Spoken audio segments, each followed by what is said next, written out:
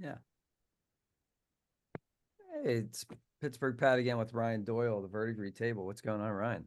What's up? Good morning, This everybody. is our Wednesday morning debrief. We have a Tuesday night game. Yeah, in the future, we have a game in the future we talk about in the past. Now we have a Tuesday night game we debrief afterwards, and we come across things, and we're using the new player's handbook, and three out of the four players at the table are running new characters. Right? Is Bertram running a new character? Yes. Okay. So, Yes. so we all took the time this last week because last week it came out and we've had a week with it and we all made new characters. So like a new rogue, which actually I posted, I have a video. So if you want to steal this rogue, you can steal this rogue because we were just talking off camera. There aren't a ton yet of video creation, uh, simple video creation videos, right? So like what happens if I want to be a rogue? Well, don't forget to do this, like little Mm. things,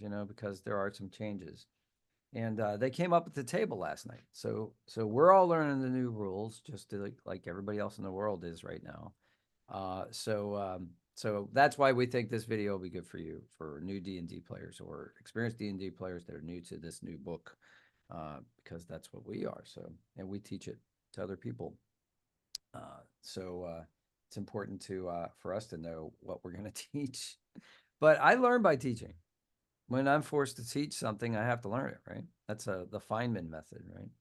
So Absolutely. Absolutely. I really took me a while in life to learn the value of like getting back to that beginner's mindset, like focusing on fundamentals, whatever you're doing, as you get more and more experience under your belt, it's easier and easier to forget.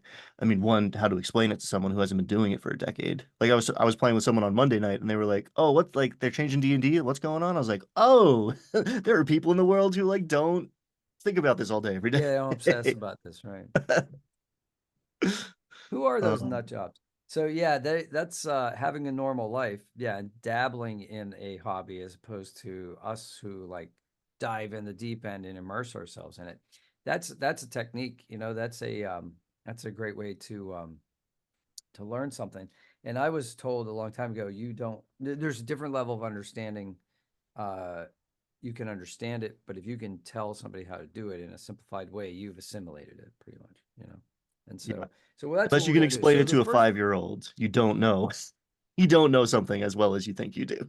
that's a really good point. Actually, that's a really good rule of, that somebody taught me about investing. They said if you Mm. can't explain why you're in a stock to somebody else, you shouldn't be in that stock probably.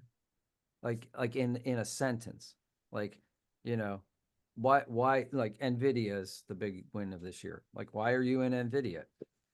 They make AI microchips.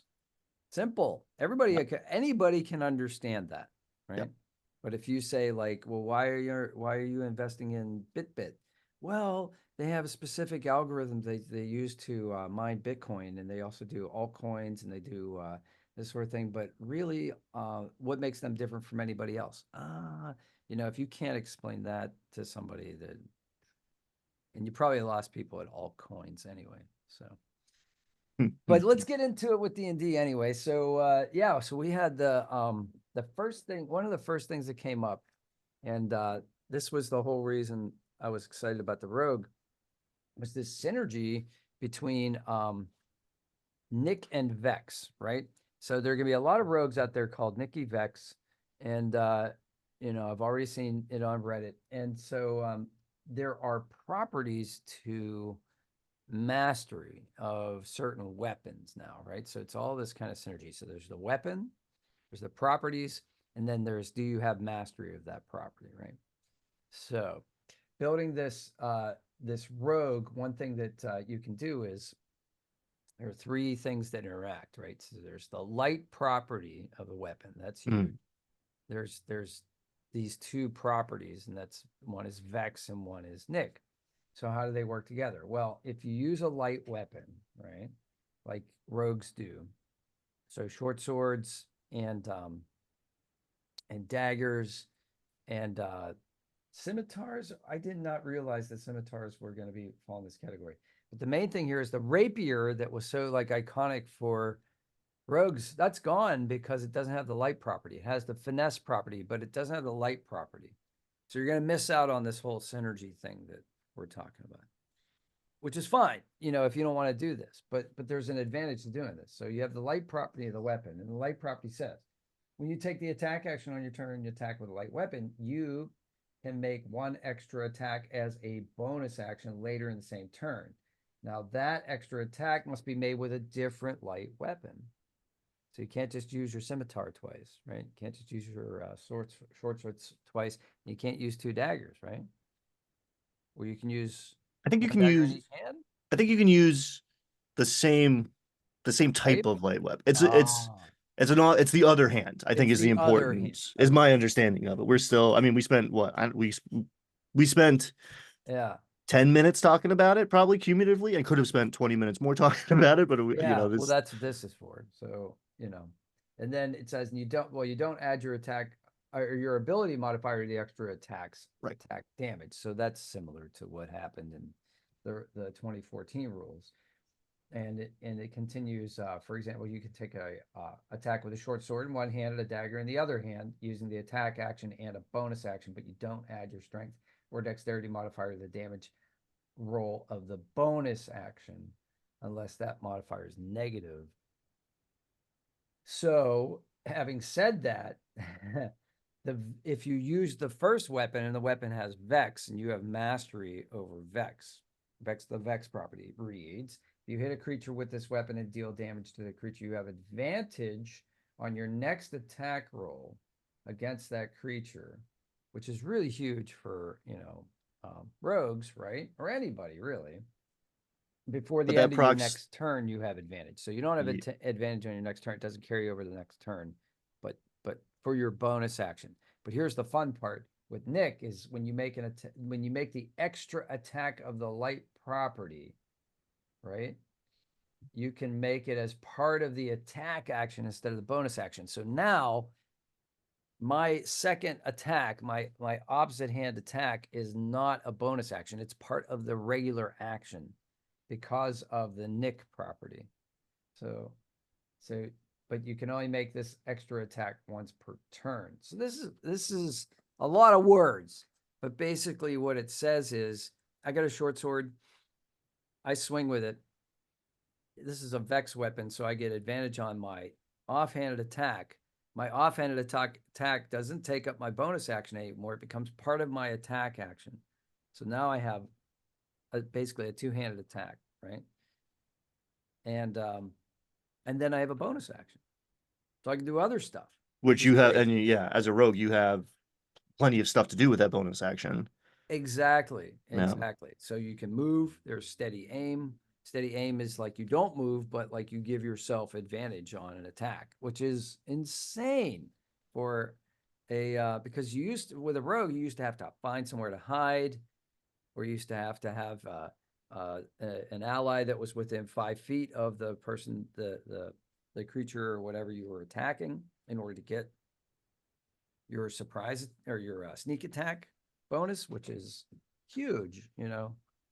And yeah, so this is an interesting. This is important for rogues. If you don't know this, this is important. So kind of got to get this down. And I will say, if you're on the internet looking at the meta, I don't love that term for D&D, but like the conversation right now, the discourse is that rogues aren't that good. Yes. Because they didn't get that much better. They got a little better, but other guys got much better in the martial side of things. And and even going back to 2014, I find that rogues are undervalued Yeah. in a white room at level 16, 18, 20. Are other classes putting up bigger numbers? Yes. Yeah. That is not all this game is about. Playing a rogue is one of my favorite classes. I don't care if I'm doing 18 and the guy next to me is doing 22.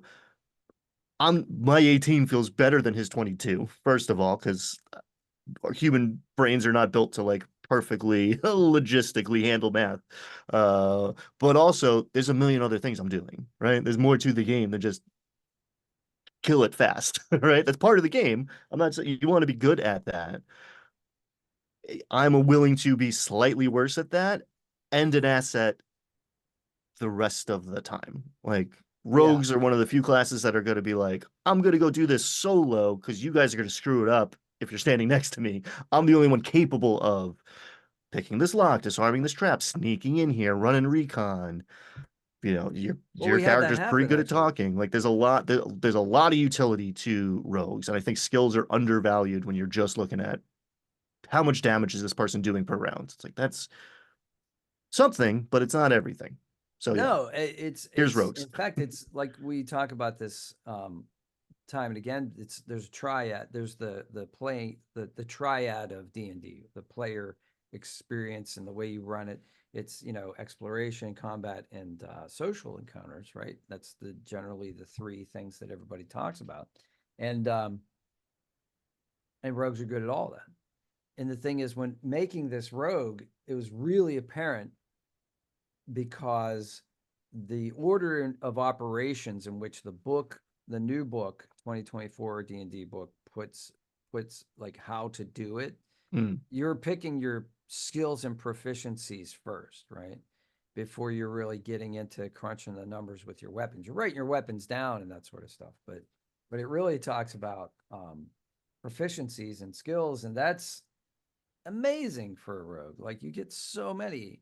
Um, and you can even at level like one of your feats, you get a feat. Everybody gets a feat now, right? When you create a character, and your feat is the skilled feat, so you get to pick more skills that you're proficient in, right?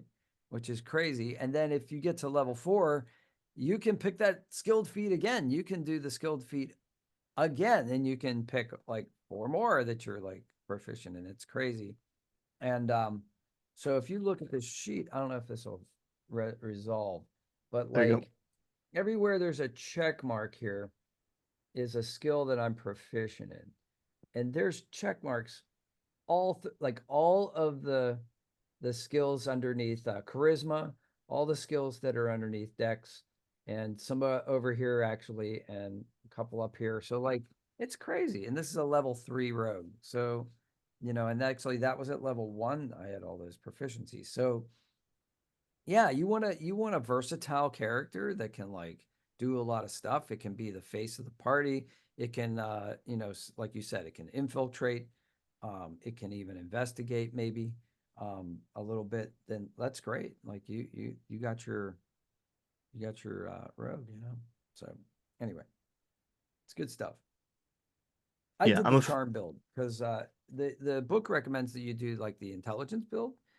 And if you're going to be like us, if you're going to cast spells, if you're going to be an arcane trickster, definitely like buff your intelligence. no, But I had a previous character that I was trying to translate into this format. So this is not the optimized rogue according to like the 2024 rules. This is the rogue that emulates best what I had already created because I was going to go for a swashbuckler rogue.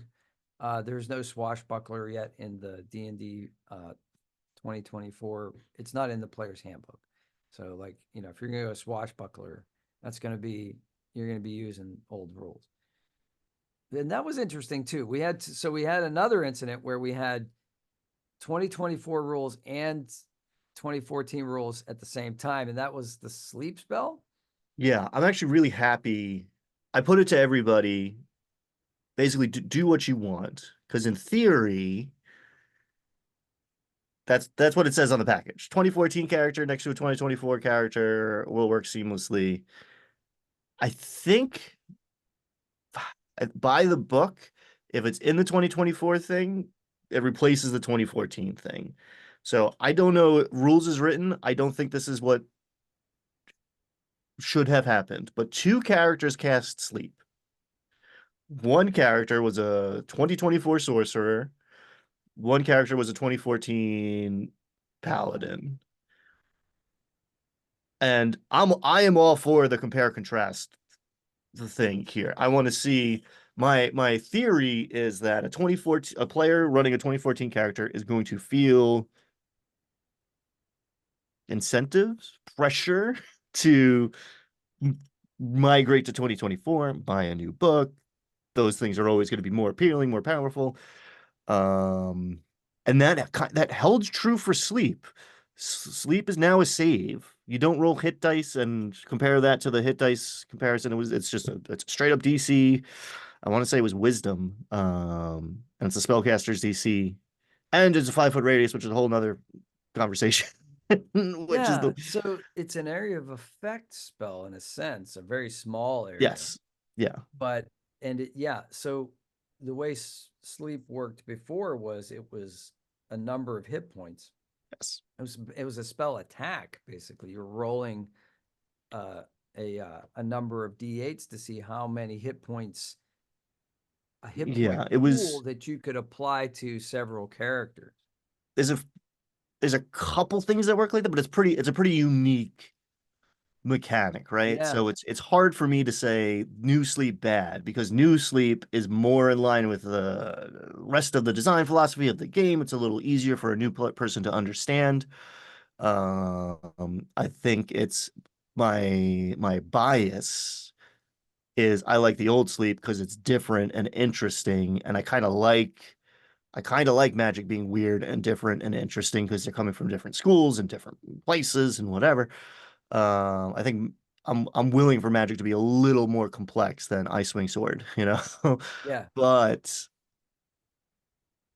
it's hard for me to be like I know I like it because it's vestigial and I it's again it's that experiment of like how do I get back to beginner's mind here? If I was starting from zero, I take away my biases like which one of these is new sleep is easier to onboard to explain to a new player. This works like everything else works. Um and in theory is less math. No, in practice it's less math. Um yeah. But there's something fun about taking a handful of dice and dumping them on Yes. the table. I mean, Yes. that's very satisfying. Yes. And sleep was one of the first times I had ever done that. Way back when I got this. You Yes. It's know, like it's that same, it's the fireball feeling. It's the same, like, oh, especially, level two. You're like 5d8. It's like, oh, but I need more. Can I borrow some dice? I don't have enough dice to make this happen. It's an exciting moment at the table. You guys rolled terrible last night. oh my god, So it wasn't a great, this is why you need to repeat experiments. One time is just an anecdote. No, nothing. You two sleep spells were cast on 5 creatures. Nobody dropped.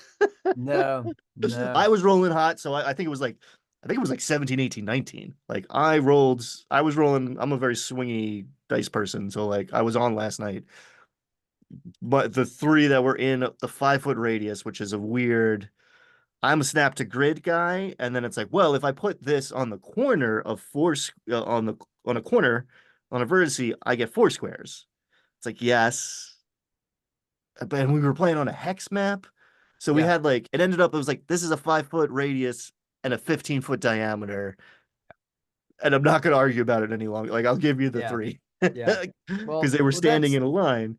That's right. If I yeah. So like that's if the I struggle cover between players and DMs. Players are always going to argue their case so that right. it sounds like it's in their favor, and that's fine. I get That's that. exactly. That's Totally makes I'm not sense. bitter about that. But You're it's like it's like being a judge and listening to a prosecutor or defense attorney. Like, of course you're arguing your case, so you're going to make it sound like you're right, but are you really right? and I am not Math's work. frustrated. I am rarely frustrated. I'm occasionally frustrated, but I am rarely frustrated by a player advocating for the best case scenario for the particular thing. Yeah, Because whatever that can go too far and it slows down the game yeah, and like rules lawyers. Like I run a more meta table than a lot of people, but rules lawyers are a thing and have a bad reputation because of it. I get frustrated when my job as the judge is made more difficult because of the law. It is written poorly. uh, Like yeah, that's where I get frustrated. Like, did you guys play test this? and how, and like, you know, it's an issue. I've seen you tweet about it. I've seen you dodge the question. Like, this should be clear in the rules. We're talking about geometry. I'm not talking about a narrative interpretation of some story beat. I'm talking about math. I'm talking Right. about a graph. Like, literally, how do you graph this? This point is a point. It's not a wave function, right? So much of this is all quantum potential. This is a point on a map. Can I put it? Does it have to be in the middle of a square? I think it does. You really make it sound like it does, but then you don't come out that far. So either I'm the bad guy or I let someone put it in the corner. And now you're covering half squares. And does that mean they get advantage on the saving throw? Like, or no, and I have a 5 foot radius and a 15-foot diameter. Yeah, uh, so they actually make these little plastic things specifically for D&D. Have you seen these? yes, and I have one. Yes. You have them, and then you can throw them down cones and, you know, cubes and all this kind of stuff, and that occasionally can help. But yeah, we didn't have those last night, and it's I like that the new book kept the old diagram of the little I cone-headed I am wizard partial to that professor at the little board. gnome on the blackboard. I I love love it. that guy. I don't know Yeah, I why, love but it. that speaks to me. Yeah, me too. Like you can see that. And the yeah, it's but here's so it was a different session for us. And this is probably going to be an experience that's shared over the next few weeks Yeah. by people who are trying to adapt the new rules to their campaign. Is that even if you're not a rules lawyer and the players aren't the you're going to have to stop sometimes and discuss the rules because there are new rules, and we kind of sometimes we all need to be on board with those. I want to know those rules. So like when the sorcerer is doing something, I stopped at one point and said, is that a sorcerer's, is that a thing because you're a sorcerer, or is that the Mm. nature of the spell, right? Yeah, yeah, And yeah. so because I want to know, you know, Yeah. so this is all great. This is kind of fun in a way because it's like being a new player again in some ways. We're learning new spells. We're learning spells that can be transferred to other players. I didn't know that that was a thing. So, like at one point, the sorcerer is like, okay, I'm going to give the paladin dragon breath. And I'm like, you can do that? So, yeah, that's cool. I like that a lot. Yeah, it's fun. It's exciting. I like the shiny new thing. And it's something, especially the newer dungeon masters or just whatever, newer players should hear, which you don't hear a lot about, is that like it's okay to stop and look up a rule, especially if it's like a core character ability, right? If they're pulling it out at level 3, odds are you're going to see it again. It's worth spending the extra couple minutes once. There's a lot of advice like, okay, the DM should make a judgment call and then move on, and then after the session, look it up. And like I did that I'll do that eventually, right? Mhm. Like my half of my session notes are rules questions Yeah, well, I have a from last couple, and night. that's why I thought it'd be yeah, we Yeah. talk about it.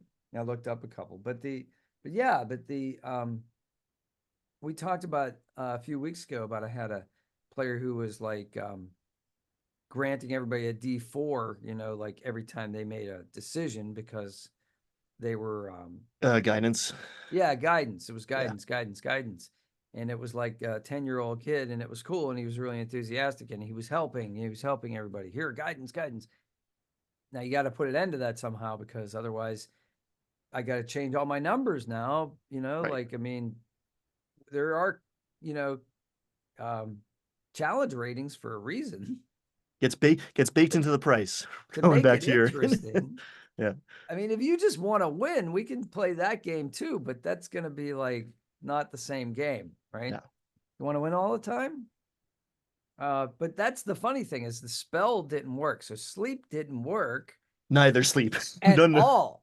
Not Zero. one of them fell. Zero. Not one of these lizard men, 6 lizard men in a row, carrying a giant crawfish back to their, you know, they're going to feast on it, and not one of them dropped. So it forced us to do something else, which we probably wouldn't have done, and it was really cool. So what the paladin did was uh, pulled out this trait where he was like a super diplomat all of a sudden. Yeah, he uses channel divinity to get a +5. So he got a persuasion bonus. And he's a paladin. He's already pretty persuasive. He Yeah, invested proficiency in it. He's a charisma class. Um, and it was a very interesting scenario yeah, because this is why I love low level play, because like there's 6 ways to like cast a first second level spell and totally circumvent this whole situation, but you guys don't have access to that yet. So he's talking to a group of people who speak a different language. So your character, and this is the classic, you guys were doing it already, this like the paladin rogue dichotomy of like you would come up with a plan, sell it to the other players, and they'd be like, yeah, like we don't have to complete this mission, we could just go say that we did and they won't know any better. It's like, well, yeah. And now the paladin's like, I will do, as a player, I will do that, but my guy is not on board. So we right. can negotiate that. So yeah, there's a bad version of this, but you guys are doing the best version of it because like conflict, it drives story straight up.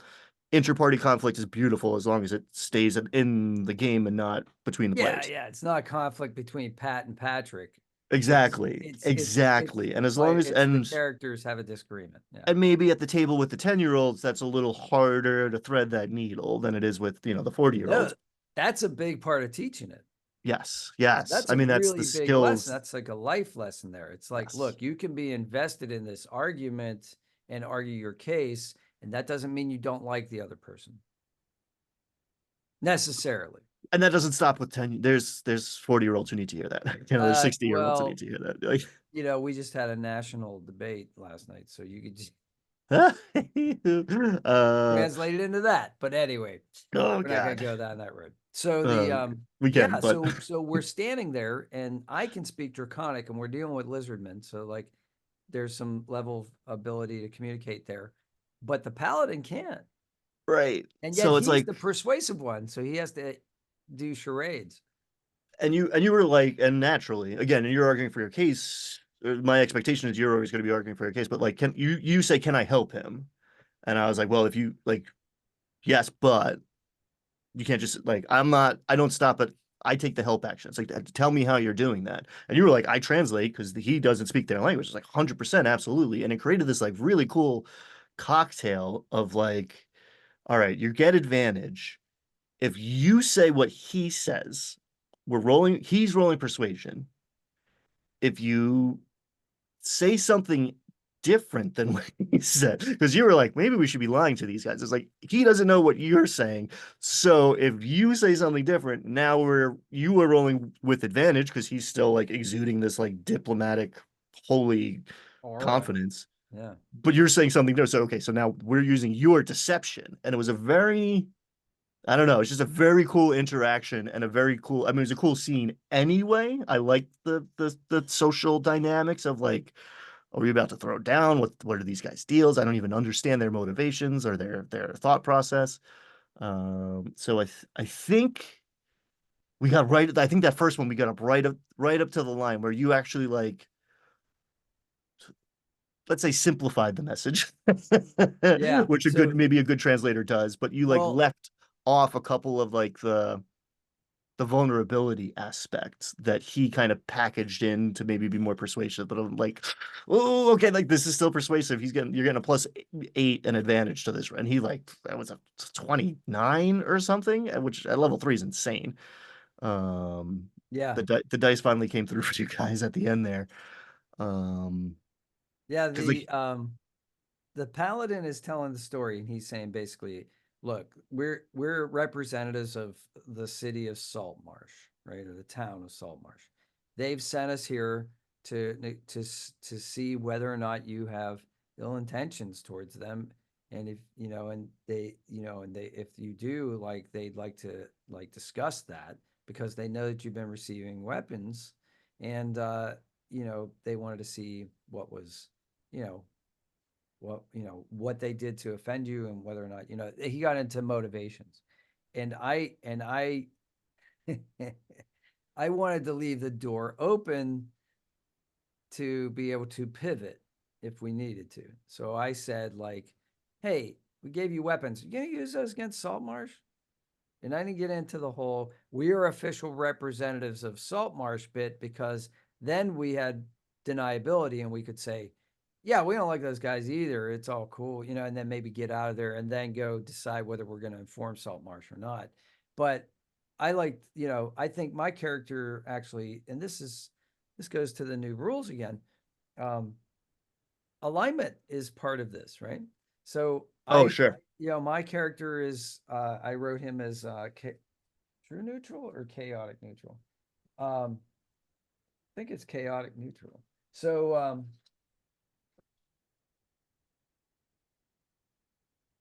it's on page 2, which is interesting.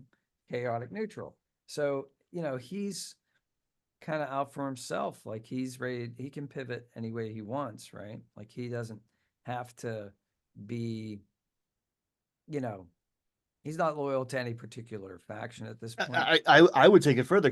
I mean, chaos. You get different interpretations of this, but like chaos is like he's not pro civilization essentially. Like he's not going to ally himself with the town. He's not the patriot, I guess. I don't know. He's not like Yeah. order is like Survivor, towns are right? good and like collective society is good, and you're like, nah, every man for himself, law of nature, right? It's not Yeah. evil, but it's like not don't tell me what the law is. Right? Like I'll intuit that. Right. Uh Right. Yeah, yeah. it's so being able to pivot there, but the other thing, I mean, this goes back to what we were talking about, the law analogy again. I have a friend who told me once, he's been a lawyer for a long time, and he said he was talking to a guy who was going to throw himself on the mercy of the court. He was just going to go in and tell the judge everything, and he said, I'm not telling you what to do, but I'm telling you that I have experience with the law, and I have rarely seen an incident where volunteering more information than is requested has turned out well for the defendant. Yeah. And the way, the subtle way he put that resonated with me for so in this particular negotiation, I thought, well, that's the way this guy would think, right? Because this guy Yes. has a background where he's probably got in trouble with the law, and saying less is probably more for him, like don't tell them your motivations. Plus, we have that other layer that you keep emphasizing, which is we're humans and these guys are lizards, and there's this whole different rationale, moral motivation, if just this whole different way of thinking. So are they even going to care? Like, like what our motivations are? That's like extra nonsense to them. Like, Yeah. And I that's like love the image. telling If me it was about like your if it was local a town council closer politics. I don't care, like, yeah, exactly. They don't care about the yeah, there's some real it's a very potentially political, if you engage with that side of things, adventure. And I really like there's like different factions within the town council. It's not just like there's Saltmarsh. It's like no, there are competing interests within Saltmarsh. There's a lot of intrigue. And that's before you start dealing with a monstrous quote unquote race that has just a different ethical code entirely. Um, but I loved the mental. If it wasn't such a high roll, I would have leaned more into the image of the paladin talking, for 2 minutes, and then you saying 20 words in translation. yeah, Like that was, yeah, I just yeah, love yeah. that. Like clearly, Clearly, this was not there's a a word disconnect. for word Yeah, translation, there's right? an imbalance here. Yeah, Um, yeah. Well, and it's that's like what I it's like the meme with the Japanese subtitles, and then the yes, other guy just yes, turns and says in English, "Yes," right? Yeah. yes, exactly, Arigato exactly. gozaimasu, blah blah blah, and then all of a sudden you're like, "Yes." Yeah, that was fun. That was a lot of fun. I thought that was a great moment, and that was where we kind of left it off. So now we have some, and I like the way you cliffhangered the episode, which was, you know, the lizard folk are like, well, no, we need those weapons for an even greater threat than Salt Martian. We didn't think you squishy, what do you call it, soft skins. We didn't think you soft skins would be interested in our problems. So now we're gonna possibly go back to the mound where the lizards live and talk to the lizard queen. So this should be interesting. Yeah, you're going to the heart of it now, which But potential as it's potential allies instead of just right. as some drifters who, you know, took over a smuggling operation and with no credibility at all. It's something I've been working on more and more as a game master in the last a couple months now is doing less. I am actively giving the players more rope to hang themselves half the time, but like I held myself and I still, well, and to a degree I still do, but like I felt it was my one of my primary jobs was driving the action, right? If I ever thought that somebody was bored, I was failing, You took right? that Like personally. Yeah. I wasn't doing my job Mm-hmm. enough. Mm-hmm. I do that. Um, That happens to me. yeah, yeah. And I mean, and that's true in some cases, Mm-hmm. but I've kind of like pulled that down lower on the list of priorities and like created space for players to drive the action, run the game, shape things, have more agency, like all these things that I believe in an abstract way, putting into practice causes a little bit of like stress in the system of like, okay, I actually, this is not a thing I can do. This is a thing I need to like stop doing. I need to not do. Right. It's that like kind of like Chinese finger trap of like, oh, Mm. I have to stop efforting here for this to release and happen. And especially, we're established now, but like you're fairly new to the group. We just got a new person in the group. There's always this like, I'm not gonna jump into the spotlight and take over if unless I'm a Mm-hmm. narcissist, because I'm gonna see how these people interact first, where everybody's vibes are at, what kind of game we're running. And at a lot of tables, the DM is like dictating that, if not, influencing it the most. Mm. So I actually have to like reiterate again and again, like I will explicitly say, like, I'm not going to like you're up, you do this. And that leads to a lot of conversation. That's led Mm. to like last session. I mean, you saw it in the recap. Last session, I was like, man, I think I maybe need to do more. We spent so much time just like debating and like arguing in character. What happens next? What's the right course of action here? And I love that for 20 minutes. And then once we crossed, like, I don't know, that was maybe a third of the session was just like, how to situation. Um, that's good. That's good. And the players will work that out eventually. It's like looking up the rule the first time Sure. it comes up, right? It takes a little more investment in the beginning, and then things start to synergize. And now you guys operate as a team because you understand how your minds are working as people, but you're also like getting to know your characters as they interact. And the Right. process becomes smoother and smoother and smoother. Um, so yeah, I don't have a clean bow to tie onto that, but like that's my project right now as a No, DM of I like mean, there's a doing less and balance giving you there. guys more room. Yeah, there's a balance there. I mean, so as a DM, you want every player at the table to have a chance to have agency and to have their moment in the sun and to do something heroic. I mean, it's a story for, everybody to do their thing. But if you script it that way, if you say, okay, and now here's a trap, and here's the rogue's chance to shine, uh, and now the rogue must do this, Right, right. then it does that's forced, and maybe the paladin has a better idea, or maybe or in my case, I got heavily damaged by unlocking traps, and so now my character might be informed by that and say, you know what, I'm gonna wait a little bit here. Anybody got to detect magic first, or like let's I'm gonna study this, or I'm gonna sleep on it, meaning I need more hit points. I need a long Hmm. rest before I can attempt to Hmm. to open this exploding footlocker. But that's that's good story, right? That's good. because if it's just um if you're just playing Final Fantasy and you have to like take this character in order to solve this problem, or if you're playing Lego Star Wars and R2D2 has to fly across the chasm to interface with the computer, and Han Solo can't do that, so it's obvious who has to do what.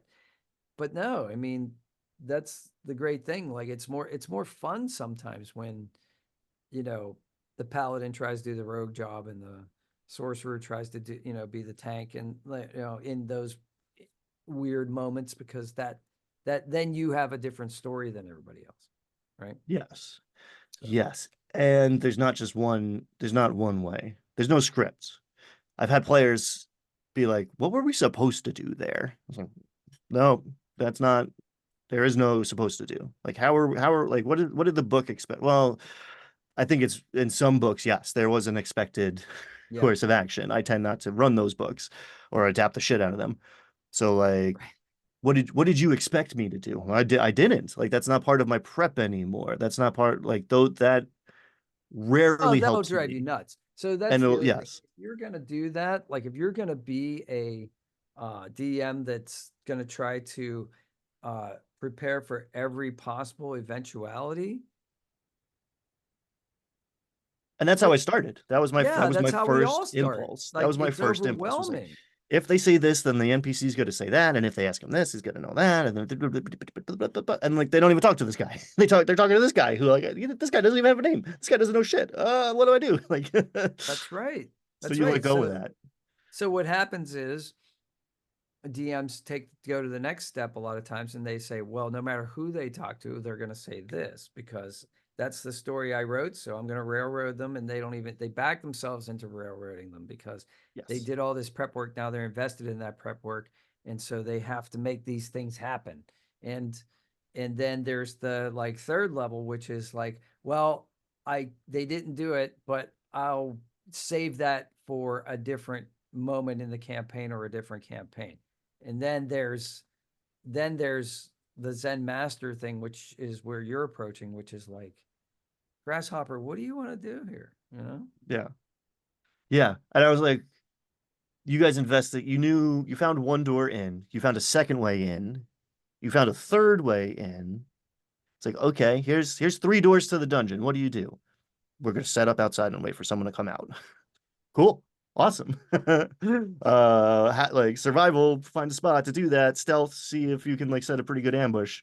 Oh, you ran into this random encounter, which is dope. And like, had you entered one of those doors, like you never would have spent an hour on this like pretty complex waves of bullywugs traveling. There's like king's retinue. They just found some treasure. You got like a dope magic item and like 300 platinum pieces.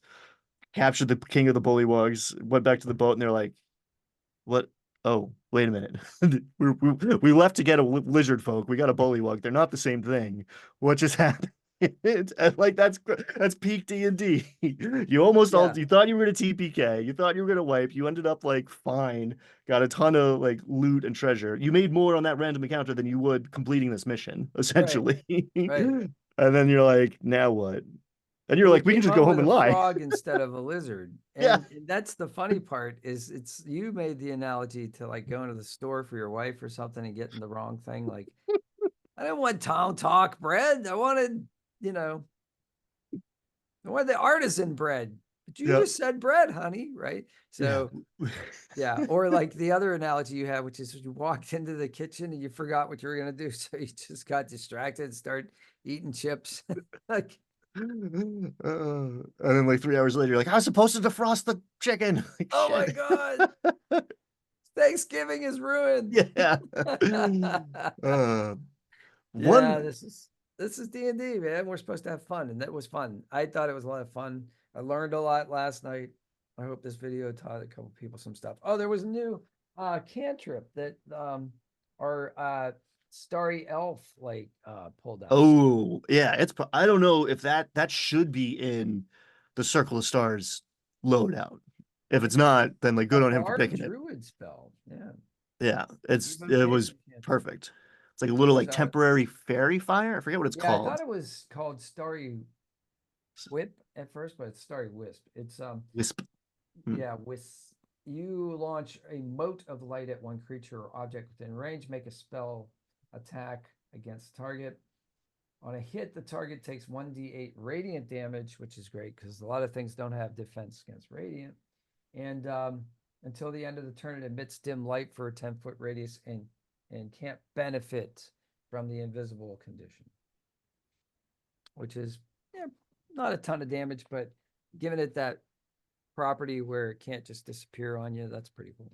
And I love stuff like that, chill touch or like, impart conditions on top of damage, poison or slow or you're literally emitting light. Like, I'll take, click the die size down 1 or 2 clicks and give me some utility too, because that's like there's a dozen scenarios I could imagine right off the bat of like, we need some light. This guy's gonna get away. What, like, just I don't know. There's a lot of different ways you could use that versus maybe you have creatures that are attracted to light, and so you make the sky light up, and now the creatures are attracted to him instead of you, and all kinds of fun stuff you can do with that. I haven't taken it out in a long time, but I have like Mothra in my back pocket, right? This is like, because like, Google, if you don't know what a Luna moth looks like, just like Google search, and there's like crazier, more beautiful death's head moths. Like there's some crazy moths do some crazy shit. They're just like they're butterflies, but goth nighttime butterflies. Yeah. And they just show up. And it's like this thing's not super dangerous. It is just it's got a 5 foot wingspan and it likes your torch. And like it might emulate itself and you're gonna get on fire too. And there's 50 of these things. Like now what? I like it. Yeah. I like the encounters where they're not necessarily malevolent, but they go off the rails because nature does weird stuff, like, especially in a D&D like fantasy setting.